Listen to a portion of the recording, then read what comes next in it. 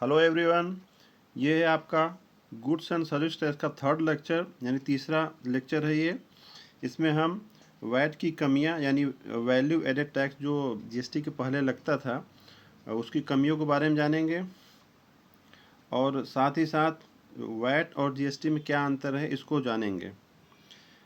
इसके पहले के लेक्चर 1 और लेक्चर 2 अगर आपने नहीं देखे हैं तो नीचे डिस्क्रिप्शन में उसका लिंक दिया हुआ है, उससे आप लोग ज़रूर देखिएगा। लेक्चर 1 में हमने कर क्या है, कर के प्रकार, प्रत्यक्ष और अप्रत्यक्ष कर यानी डायरेक्ट टैक्स और इनडायरेक्ट टैक्स में अंतर, ये सब चीज़ें बताई थी। और लेक्चर 2 में हमने हिस्ट्री ऑफ जीएसटी यानी जीएसटी का इतिहास विश्व में और भारत में क्या था इसको बताया था। आइए शुरू करते हैं।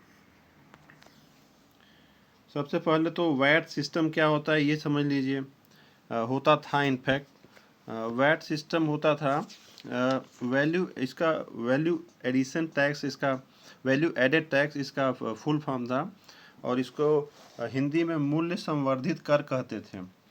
ये अलग अलग स्टेट में अलग अलग हुआ करता था और मेजॉरिटी ऑफ द स्टेट जो अधिकतर राज्य थे वो 1 अप्रैल 2005 यानी 1 अप्रैल 2005 से अपने यहाँ लागू कर दिए थे। लेकिन कुछ और थोड़े देर बाद 2005, 2008 से 2006 या 8 तक अप्लाई किए थे। तो इसमें बहुत सारी कमियां थी। तो उन कमियों को हम जानते हैं। वैट में सबसे पहले कमी क्या थी? इनसफिशियंट टैक्स कंप्लायंस यानी अपर्याप्त कर अनुपालन।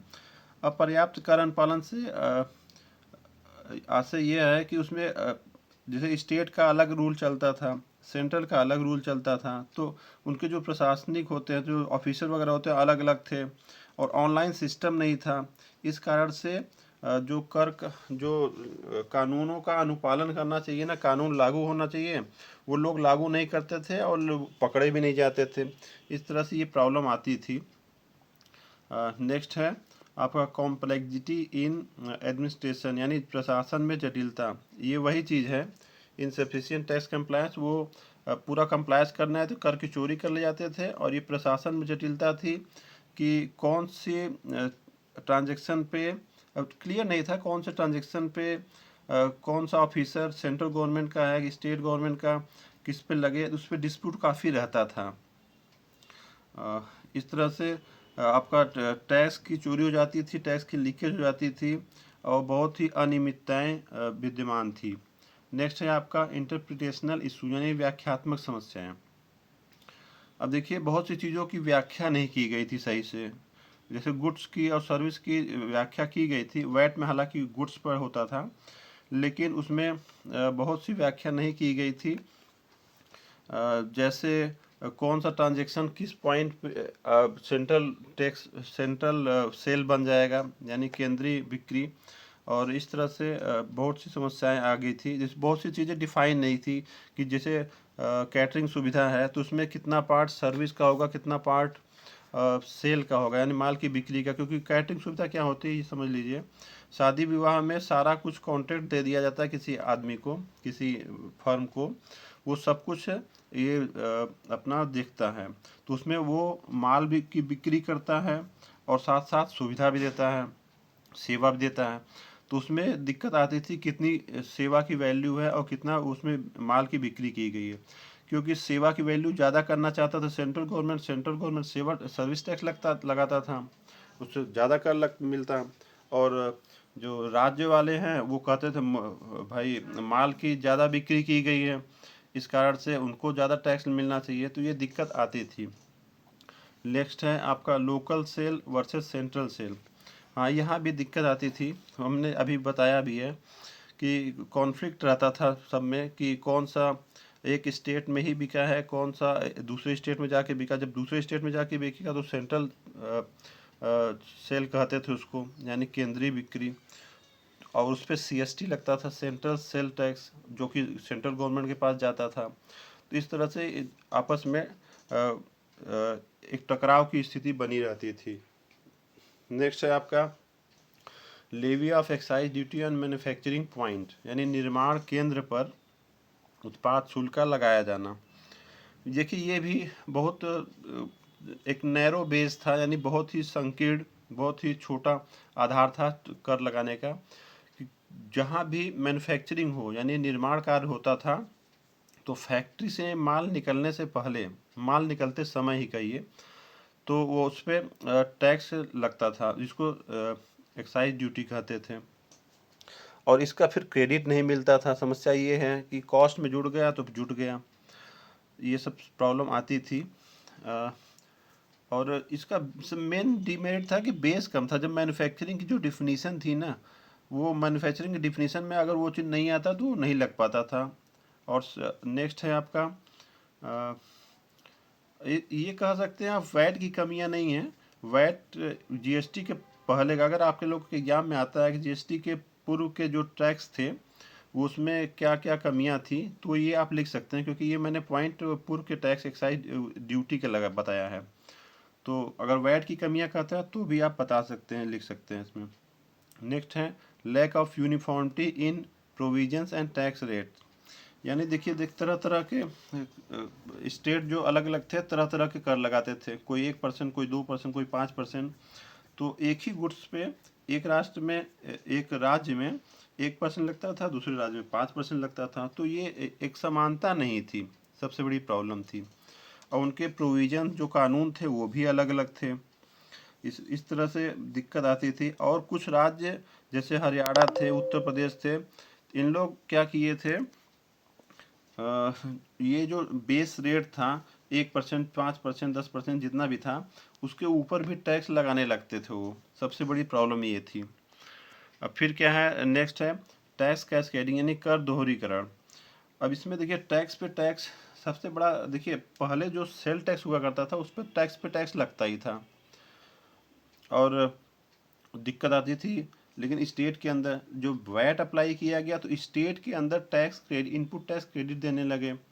तो वहाँ पे स्टेट के अंदर तो टैक्स, ये कैस्केडिंग इफेक्ट खत्म हो गया, यानी कर का दोहरीकरण खत्म हो गया, वो कर पे कर नहीं लगा। लेकिन ये जो सर्विस टैक्स हुआ करता था और सीएसटी था, सेंट्रल सेल टैक्स, सेनवेट, ये सब का क्रेडिट नहीं मिलता था। तो इस पर, इस सेंस से ये इसका कमियां थी कि कर पे कर लग जाता था। जैसे एक्साइज ड्यूटी है, इसका भी नहीं मिलता था। तो इस तरह से टैक्स कैस्केडिंग, कर पे कर बहुत सी पॉइंट पे लग जाता था। नेक्स्ट है आपका complexity in determining the nature of transaction, यानी लेन देन की प्रकृति के निर्धारण में जो जटिलताएं थी, वो समस्या आ जाती, बहुत दिक्कत हो जाती थी।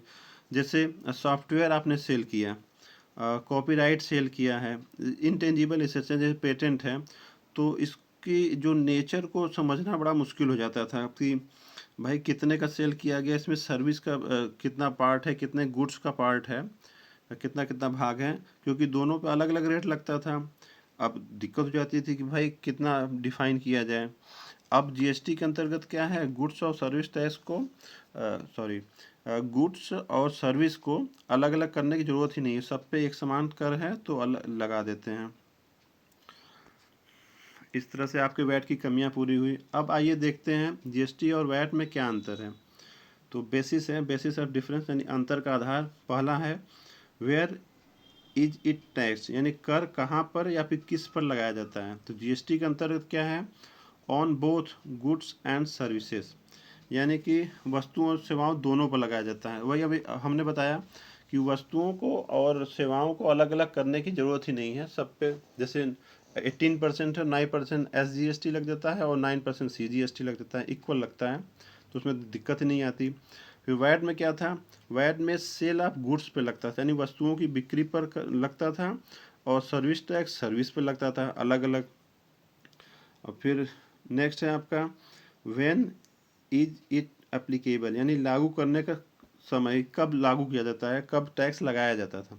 तो जीएसटी के अंतर्गत on supply of goods and service, यानी वस्तुओं एवं सेवाओं की पूर्ति पर, जब सप्लाई कर दिया गया, आप सेल किए नहीं किए, पैसे लिए नहीं लिए, उससे कोई मतलब नहीं, सप्लाई आपने कर दिया तो कर लग गया, कर लगाना ही होगा। और वैट में क्या था, at the time of sale of goods, यानी सेल किए हैं, सेल की जो डिफिनीशन थी उसके अंतर्गत वो आ जाता है, तो आपका वैट लगता था, नहीं तो नहीं लगता था। नेक्स्ट है आपका टैक्स रेट एंड लॉ, यानी कर की दरें एवं कानून। देखिए जीएसटी के अंतर्गत क्या है, टैक्स रेट यूनिफॉर्म है, एक समान है पूरे देश में। जैसे 9% किसी पे लगता है तो 9% SGST और 9% CGST यानी 18% लगा। तो 4 रेट हैं आपके आपके 5% है, 12%, 18% और 28% है। और इसका 50-50 कर लीजिए। अगर 18% लग रहा है तो SGST यानी स्टेट का जो GST लगता है वो 9% होगा, और CGST यानी सेंट्रल का GST लगता है वो 9%, एक पूरा 18% हो जाता है। तो एक समान रेट हो गया, कोई अब कन्फ्यूजन और कोई डिस्प्यूट नहीं रह गया, कोई विवाद। फिर वैट में क्या था, it has different rates and law in each. अभी मैंने इसके कमियां बताते हुए, वैट की कमियां बताते हुए बताया था कि अलग अलग राज्य अलग अलग दरें और अलग अलग कानून लगाए थे। आपका नेक्स्ट है अथॉरिटी ओवर टैक्सेस, यानी कर पर किसका अधिकार है। जीएसटी पे क्या है, यानी कि the collected tax is equally shared by the state और सेंट्रल गवर्नमेंट। अभी मैंने बताया ना 18% टैक्स लग रहा है तो 9% सेंट्रल का हुआ, 9% हुआ आपका राज्य का। तो ये समान बंटवारा कर लिया जाता है केंद्र और राज्य सरकार द्वारा जीएसटी में। वैट में क्या होता है, the collected tax is confined to the state in which the sale takes place, यानी जिस राज्य में बिक्री होती थी उसका संग्रह उस राज्य द्वारा किया जाता था, उससे सीमित हो जाता था, बस उसी को मिलता था वो। फिर नेक्स्ट है आपका when is the return file, return कब फाइल करना होता है, था इनफैक्ट वैट में था ही, अब जीएसटी में है। Return needed to be file every 20th of the next month for the preceding month, यानी प्रत्येक माह का जो रिटर्न फाइल करना होगा अगले माह की 20 तारीख तक आपको फाइल करना होगा। वैट में क्या था, the date for filing return are 10th, 15th and 20th of the next month of the for the preceding month, यानी अलग अलग रेट था, अलग अलग टर्नओवर बेसिस पे, अलग अलग टाइप ऑफ जो मर्चेंट थे, व्यापारिक प्रकार, वो अलग अलग डेट दिया करते थे। 10 तारीख था, 15 तारीख था और 20 तारीख था वैट में। फिर नेक्स्ट है आपका मोड ऑफ पेमेंट, यानी भुगतान का माध्यम है ये। भुगतान का माध्यम क्या होगा, जीएसटी में है ऑनलाइन और ऑफलाइन दोनों सिस्टम अवेलेबल है, यानी both online and online payment option available. लेकिन जीएसटी का अगर पेमेंट आप 10,000 से ऊपर कर रहे हैं तो वो ऑनलाइन ही पेमेंट करना होगा। वैट में क्या था, the only offline payment option is available, in fact was available.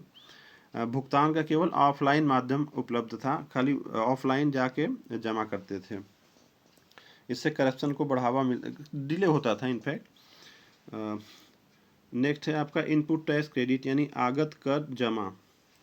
तो इनपुट टैक्स क्रेडिट अवेलेबल है, input tax credit benefit is available, that is tax payer can claim the credit on the supplies goods and services, यानी आगत कर जमा सुविधा सबको उपलब्ध है, और माल और सेवा दोनों पर। ये बड़ी फैक्ट है क्योंकि सेवा सर्विस टैक्स का नहीं मिल पाता था वैट के अंतर्गत, अभी हमने कमियों में बताया है, इसमें सब पर मिल जाता है क्योंकि उसी में सब शामिल रहता है।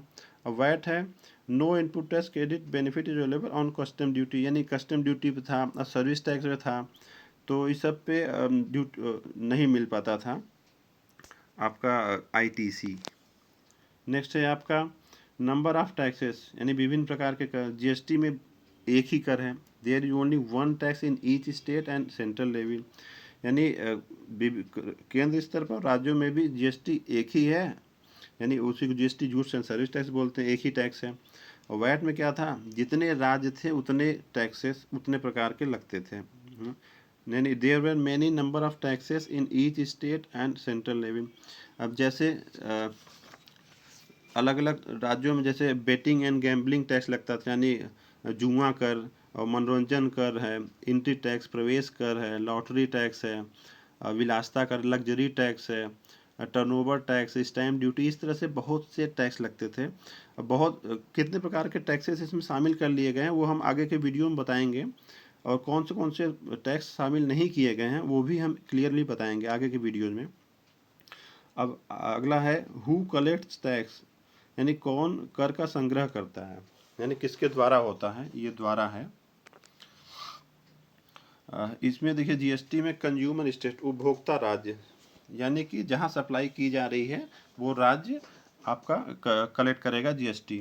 फिर वैट में क्या था, विक्रेता राज्य, जो सेल करता था वो राज्य उसका कलेक्ट करता था टैक्स का। फिर नेक्स्ट है आपका कंप्लायंस, यानी मूवमेंट ऑफ गुड्स पे जो माल की आवाजाही होती थी, गतिविधि होती थी, यहाँ से वहाँ माल भेजते थे, तो उसको कंप्लायंस, उसका जो अनुपालन होता था उस पे अंतर है। A similar set of compliance for the movement of goods between states, यानी एक स्टेट से दूसरे राज्य में, एक स्टेट से दूसरे स्टेट में भेज रहे हैं तो सिमिलर कंप्लायंस है। इसके लिए ई वे बिल यानी बहती कहते हैं इसको, ये सुविधा दे दी गई है। ये कंप्यूटर जनरेटेड होता है, एक रिपोर्ट होती है कौन सा माल है, कहाँ जा रहा है, और जैसे 50,000 के ऊपर है तो आपका ये ई वे बिल अप्लीकेबल हो जाता है। तो उससे ऑनलाइन मॉनिटरिंग कर सकते हैं कि कौन माल कहाँ गया है और पहुंचा कि नहीं, और उसमें डेट भी फिक्स होती है कि इतने का ये इतनी दूरी है तो इतना दिन तक रहता है। इसके बारे में भी आगे के वीडियो में हम बताएंगे। तो उसकी एक्सपायरी होती है 5 दिन, 6 दिन, जैसा दूरी हो। तो जैसे 1,000 किलोमीटर ऊपर जाना है तो 15 दिन का वैलिडिटी होती है। अगर 15 दिन से कम अगर ज़्यादा होता है तो उसके केस में कुछ केसेस में बढ़ाया जा सकता है। और फिर वैट में है there were need to differentiate between services and goods, तो नहीं, फिर ऊपर वाला है compliance for the movement of goods between state differs from one state to another. वही चीज़ है, वहाँ ई वे बिल नहीं हुआ करता था और एक राज्य का दूसरे राज्य में अलग अलग कानून हुआ करता था, इस कारण से अलग अलग बिल जनरेट, अलग अलग रिपोर्ट होती थी। फिर नेक्स्ट है need to differentiate between goods and services, यानी माल एवं सेवाओं में अंतर करने की आवश्यकता। अब जीएसटी में देखिए हमने अभी बताया, दो बार बता चुके कि माल एवं सेवाओं में अंतर करने की आवश्यकता ही नहीं होती, अलग अलग रेट है ही नहीं, इसलिए कोई दिक्कत ही नहीं है। फिर वैट में क्या है, there were need to differentiate between goods and services, यानी माल एवं सेवाओं में अंतर करने की आवश्यकता होती थी। क्यों? क्योंकि सर्विस यानी सेवाओं पर सेवा कर लगता था सर्विस टैक्स, और गुड्स पे वैट लगता था उस स्टेट का। या ये आपका अंतर खत्म हो गया। आपने, आप सबका बहुत बहुत धन्यवाद, लास्ट तक आपने वीडियो देखा।